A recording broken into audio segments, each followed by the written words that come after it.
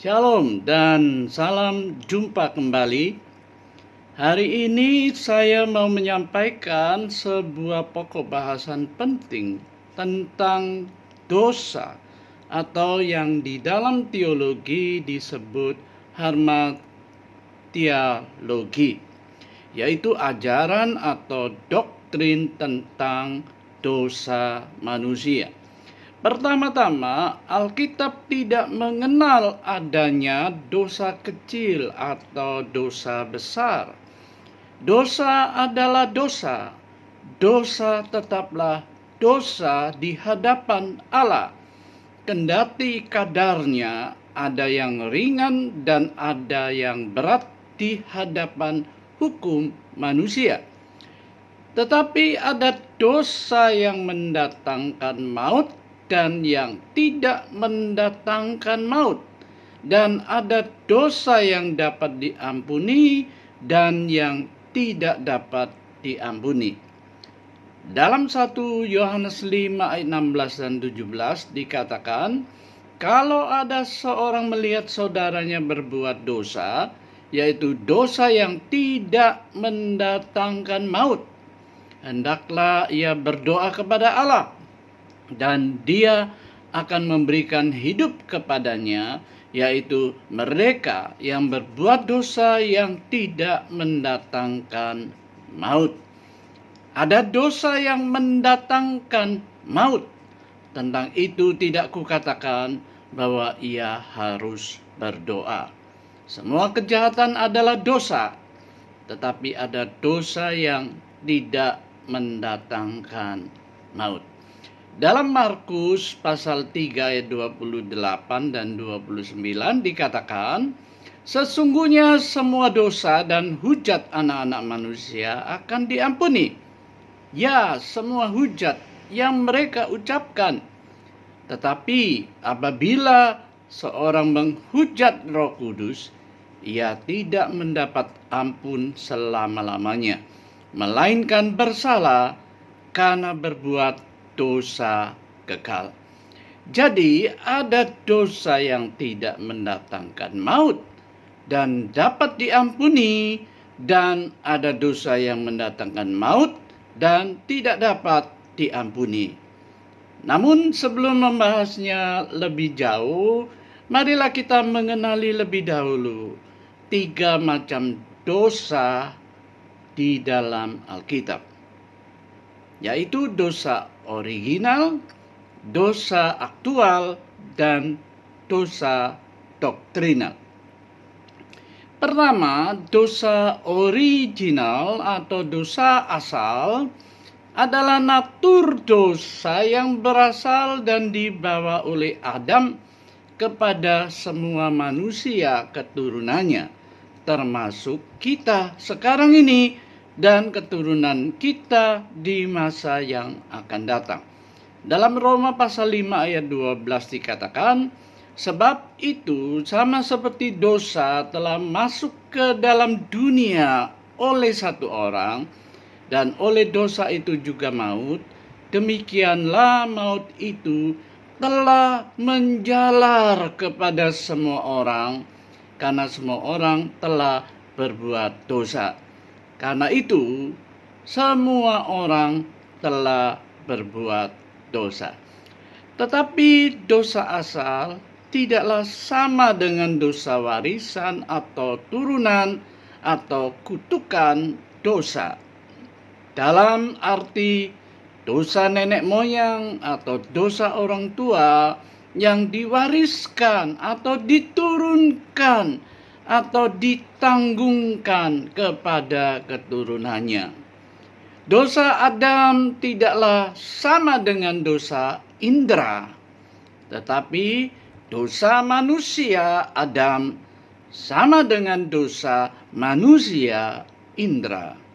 Sebagaimana dikatakan di dalam Roma 5 ayat 14, sesungguhnya demikian maut telah berkuasa dari zaman Adam sampai kepada zaman Musa juga atas mereka yang tidak berbuat dosa, dengan cara yang sama seperti yang telah dibuat oleh Adam, yang adalah gambaran Dia yang akan datang. Jadi dosa asal bukanlah dosa warisan atau turunan atau kutukan yang menanggung perbuatan dosa Adam manusia yang pertama, melainkan natur dosa yang berasal dan dibawa oleh Adam kepada semua manusia keturunannya. Tentang dosa original atau dosa asal ini dikatakan bahwa akibatnya adalah hukuman maut dan kematian yang kekal. Dikatakan dalam Roma 6 ayat 23, sebab upah dosa ialah maut, yaitu kematian rohani yang kekal. Tetapi oleh kasih karunia Allah, hukuman dosa asal ini telah ditanggung oleh kematian Yesus Kristus di atas kayu salib. Surat 1 Petrus 3 ayat 18 mengatakan, sebab juga Kristus telah mati sekali untuk segala dosa kita. Ia yang benar untuk orang-orang yang tidak benar, supaya ia membawa kita kepada Allah. Roma 6 ayat 23 mengatakan, sebab upah dosa ialah maut, tetapi karunia Allah ialah hidup yang kekal dalam Kristus Yesus Tuhan kita.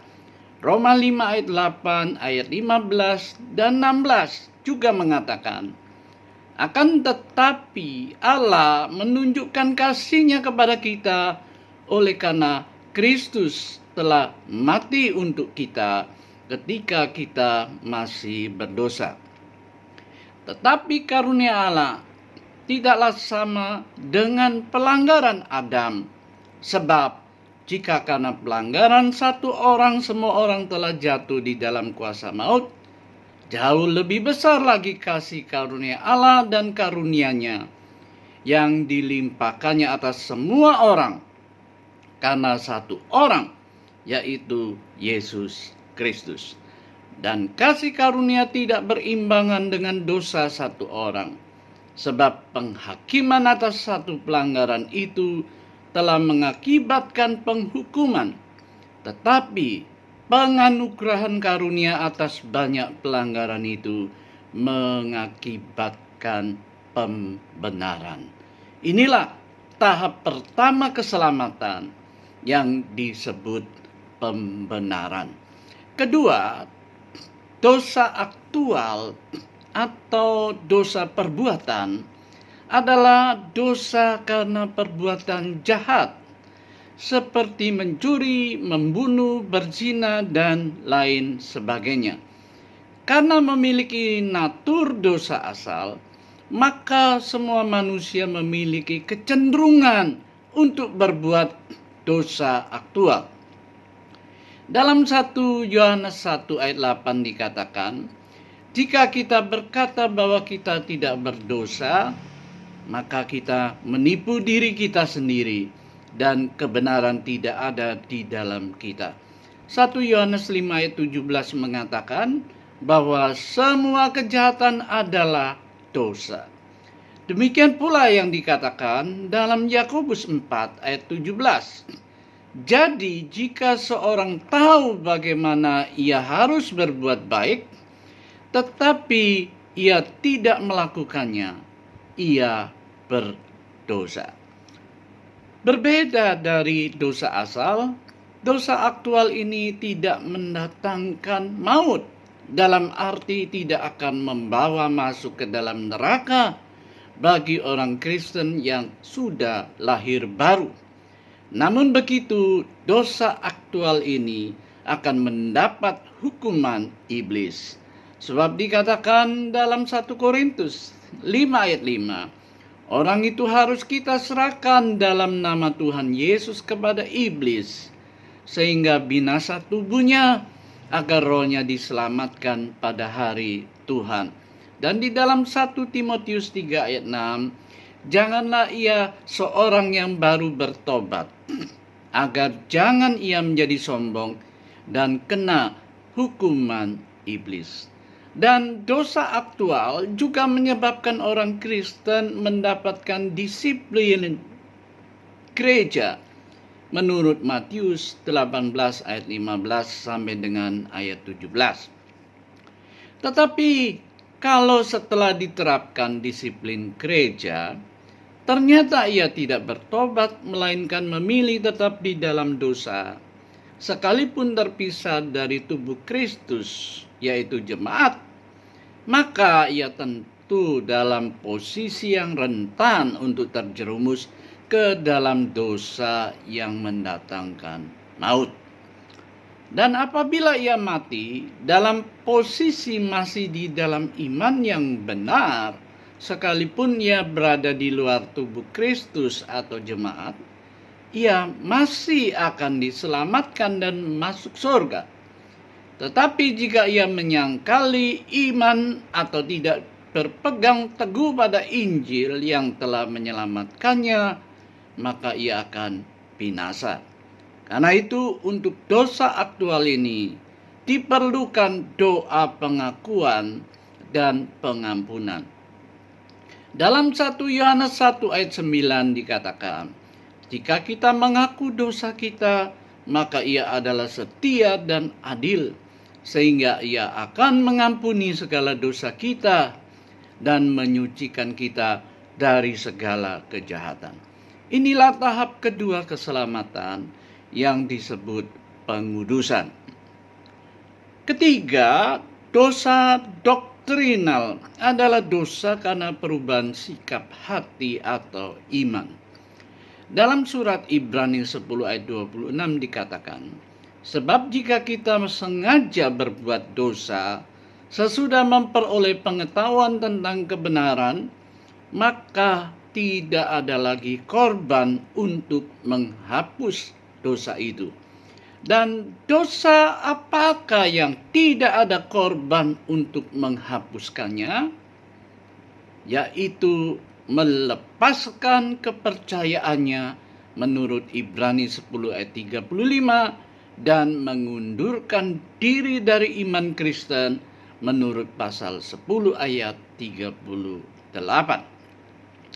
Contoh orang yang mengundurkan diri di dalam Alkitab adalah jemaat Galatia di dalam surat Galatia 1 ayat 8, pasal 5 ayat 3 dan 4. Demas di dalam 2 Timotius 4 ayat 10 dan Nikolaus di dalam Wahyu 2 ayat 6. Jika dosa asal dan dosa aktual adalah dosa yang dapat diampuni, maka dosa doktrinal adalah dosa yang tidak dapat diampuni. Nah, dosa apakah dan siapakah yang termasuk di dalam dosa yang tak terampunkan ini? Pertama-tama adalah dosa malaikat. Alkitab tidak mencatat tentang penawaran keselamatan kepada para malaikat, dan sama sekali kita tidak menemukan ayat Alkitab yang menunjukkan bahwa penebusan Kristus mencakup para malaikat. Nah, mengapakah dosa malaikat tak terampuni? Jawabnya adalah karena malaikat berdosa dalam keadaan mereka yang sempurna dan di tempat yang sempurna.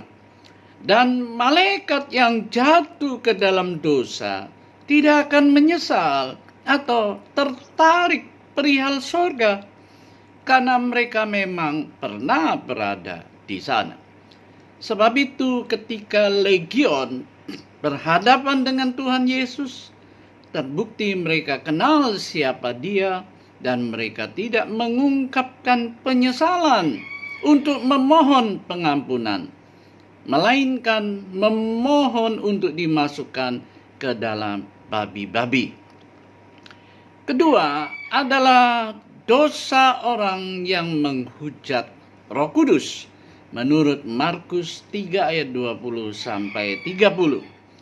Ucapan ini disampaikan Tuhan Yesus kepada sejumlah ahli Taurat yang menuduhnya sedang kerasukan Beelzebul. Di sini posisi orang-orang ini sangat khusus, sebab berhadapan langsung dengan Sang Mesias dan yang mendengarkan langsung semua perkataannya dan melihat langsung semua pekerjaan mukjizatnya. Namun mereka menyatakan sikap yang bermusuhan atau antipati. Pernyataan Yesus di dalam Lukas 12 ayat 10 tidaklah sama sekali merendahkan posisinya di bawah Roh Kudus, melainkan memberi mereka kesempatan untuk berpikir dan bertobat hingga saat pencurahan Roh Kudus, yaitu di hari Pentakosta.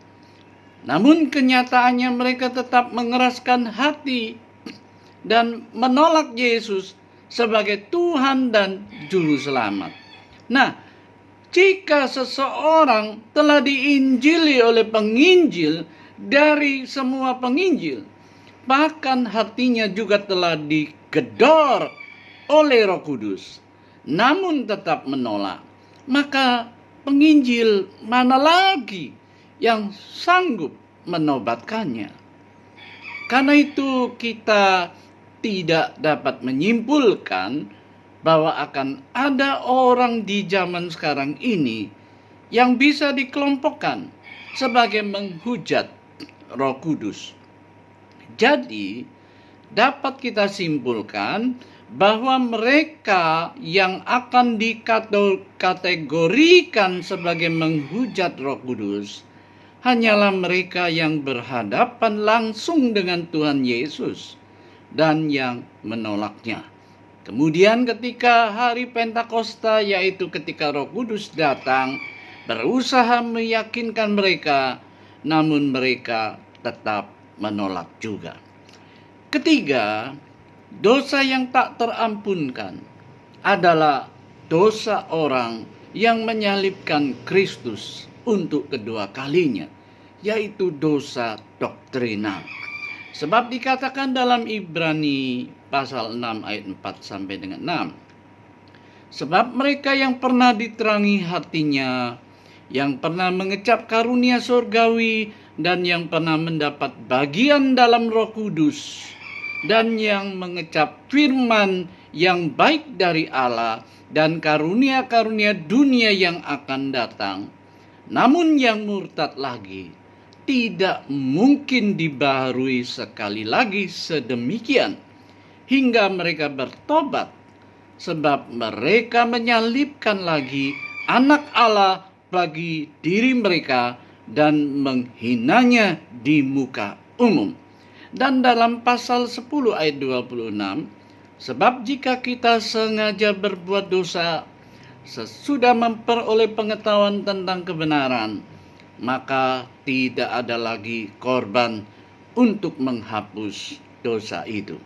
Sebab itu dikatakan dalam pasal 10 ayat 35, janganlah kamu melepaskan kepercayaanmu, karena besar upah yang menantinya. Dan pasal 10 ayat 38, tetapi orangku yang benar akan hidup oleh iman, dan apabila ia mengundurkan diri, maka aku tidak berkenan kepadanya.